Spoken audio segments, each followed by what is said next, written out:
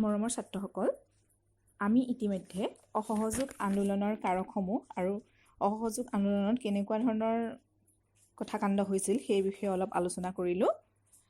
আমি চাম আজি অসহযোগ আন্দোলনৰ ইতিবাচক আৰু নেতিবাচক দিশসমূহ আৰু অসহযোগ আন্দোলনৰ সামৰণি।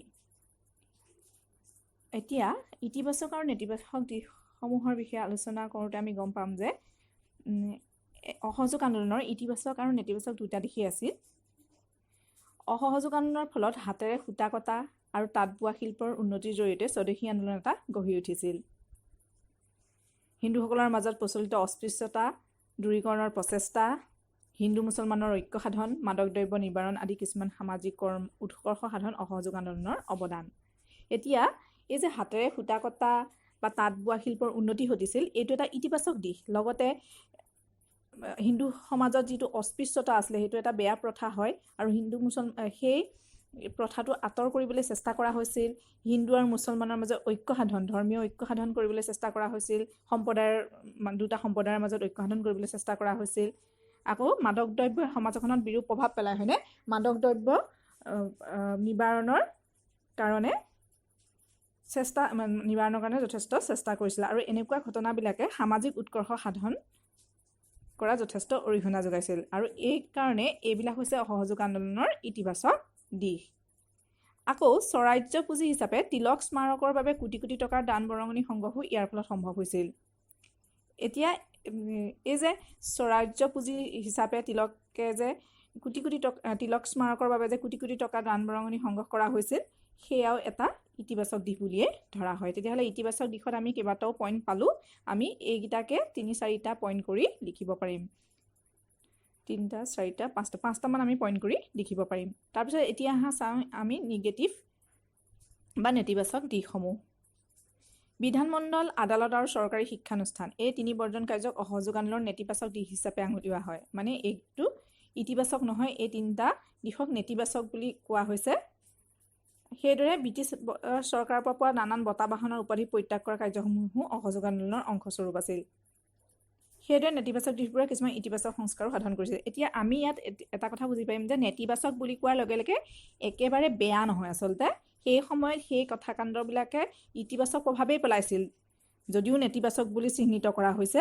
এতিয়া বিধানমণ্ডল মানে ব্ৰিটিছ চৰকাৰৰ বিধানমণ্ডল, আদালত বা চৰকাৰী শিক্ষানুষ্ঠান ত্যাগ কৰিছিলে, অৰ্থাৎ না কৰিছিলে। না কৰাৰ কাৰণে নেতিবাচক বুলি কৈছে, কিন্তু সেই কাৰ্যসূচীয়ে কিন্তু অসহযোগ আন্দোলনত কি কৰিছিলে? সংস্কাৰ সাধন কৰিছিলে। কিছুমান ব্ৰিটিছ চৰকাৰৰ পৰা নানান বঁটা বাহন বা উপাধি পৰিত্যাগ কৰি পেলাই ব্ৰিটিছৰ ওপৰত প্ৰভাৱ পেলাব পাৰিছিলে। সেইবিলাক নেতিবাচক দিশ বুলি কোৱা হৈছে যদিও সেইখিনিয়ে কিন্তু অসহযোগ আন্দোলনত কিন্তু অৰিহণাহে যোগাইছিল। ৰাজহুৱা বিচাৰ সভাৰ ব্যৱস্থা, জাতীয়তাবাদী ভাৱধাৰা, বিদ্যালয় মহাবিদ্যালয় স্থাপন কৰি চৰকাৰী স্কুল ত্যাগ কৰা ছাত্ৰ ছাত্ৰীক অধ্যয়নৰ সুবিধা প্ৰদান কৰা ইত্যাদি তেনেধৰণৰ সংস্কাৰ কাৰ্যসূচী আছিল। তাৰমানে নেতিবাচক চিন্তাৰ বা নেতিবাচক দিশ হ'লেও কিন্তু সেইখিনিয়ে আমাৰ জাতীয়তাবাদী ভাৱধাৰা বিদ্যালয় মহাবিদ্যালয় স্থাপনত অৰিহণা যোগাইছিল আৰু ছাত্ৰ ছাত্ৰীক চৰকাৰী স্কুল ত্যাগ কৰি ছাত্ৰ ছাত্ৰীক অধ্যয়নৰ সুবিধা দিছিল। আৰু আচলতে নামত নেতিবাচক হ'লেও কিন্তু ইতিবাচক কামেই কৰিছিল। অসহযোগকাৰীসকলে যাতে অহিংসা নীতি সকলো ক্ষেত্ৰতে কঠোৰভাৱে মানি চলে আৰু যিকোনো পৰিস্থিতিতে যাতে সত্যক বিসৰ্জন নিদিয়ে সেই কথা স্পষ্ট কৰি দিয়া হৈছিল। যিহেতু সেই আন্দোলনটোৰ গুৰি থৈছিল মহাত্মা গান্ধী আৰু মহাত্মা গান্ধীৰ সকলো আন্দোলনৰ মূলতে হৈছে সত্য বা অহিংসা। সেইকাৰণে অহিংসা নীতি যাতে কঠোৰভাৱে মানি চলে আৰু কোনেও যাতে সত্যক বিসৰ্জন নিদিয়ে, সত্যৰ পথৰ পৰা বিচলিত নহয়, সেই কথা স্পষ্ট কৰি দিয়া হৈছিল।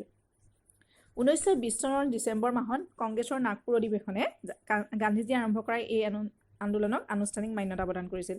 আনুষ্ঠানিকভাৱে মান্যতা প্ৰদান কৰিছিলে কংগ্ৰেছৰ নাগপুৰ অধিৱেশনে গান্ধীজীয়ে আন্দোলন কৰা এই সহযোগ আন্দোলন। কোন চনত? 1920 চনৰ ডিচেম্বৰ মাহত।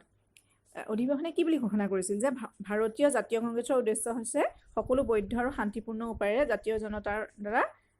ভাৰতীয় জনতাৰ দ্বাৰা কি হৈছে? স্বৰাজ লাভ কৰা। মানে শান্তিপূৰ্ণ উপায়েৰে বা সকলো বৈধ উপায়েৰে ভাৰতীয় জনতাৰ দ্বাৰা স্বৰাজ লাভ কৰা হৈছে কংগ্ৰেছৰ উদ্দেশ্য।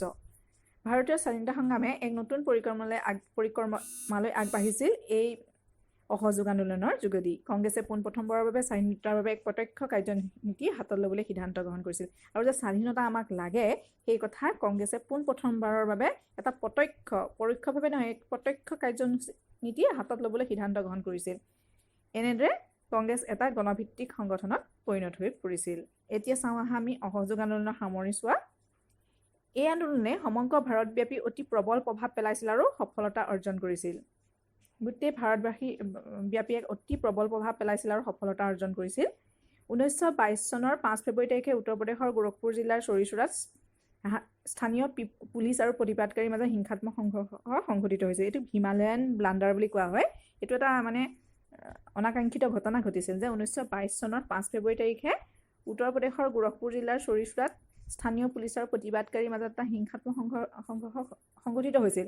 এই সংঘৰ্ষত 3জন প্ৰতিবাদকাৰী পুলিচৰ গুলীত নিহত হৈছিল আৰু সেই খঙতে উন্মত্ত জনতাই কি হৈছিলে পুলিচ থানাত জুই লগাই দিয়ে আৰু 22জন পুলিচক হত্যা কৰে। আৰু গান্ধীজীয়ে যিহেতু গোটেই আন্দোলনটো অহিংস নীতিৰে পালন কৰিবলৈ বিচাৰিছিল, সেই ঘটনাত গান্ধী বৰ মৰ্মাহত হ'ল আৰু লগে লগে আন্দোলনে অহিংস নীতি পৰিহাৰ কৰিছে বুলি তেওঁ উপলব্ধি কৰে। সেয়েহে তেওঁ আন্দোলন বন্ধ কৰি 3 সপ্তাহৰ অনশনত বহিছিল। তেওঁ 3 সপ্তাহ অনশন একো নোখোৱা নেমেলাকৈ অনশনত বহিছিল। তেতিয়া বহুতো কংগ্ৰেছ নেতাই গান্ধীৰ সিদ্ধান্তক আদৰণি জনাইছিল। আন আছামে আকৌ কি হৈছিলে গান্ধীক সেই কথাত মানে বেয়া পাইছিল, তেওঁলোকে আন্দোলন বন্ধ কৰি দিয়াটো ভাল পোৱা নাছিল। যি কি নহওক কংগ্ৰেছৰ কাৰ্যবাহী কমিটিয়ে গান্ধীৰ সিদ্ধান্তক সন্মতি জনাই 1922 চনৰ 12 ফেব্ৰুৱাৰী তাৰিখে অসহযোগ আন্দোলনৰ অন্ত পেলোৱা কথা ঘোষণা কৰে। কি হৈছে কংগ্ৰেছ কাৰ্যবাহী কমিটিয়ে গান্ধীৰ সিদ্ধান্তক সন্মতি জনালে আৰু 1922 চনৰ 12 ফেব্ৰুৱাৰী তাৰিখে অসহযোগ আন্দোলনৰ অন্ত পৰে।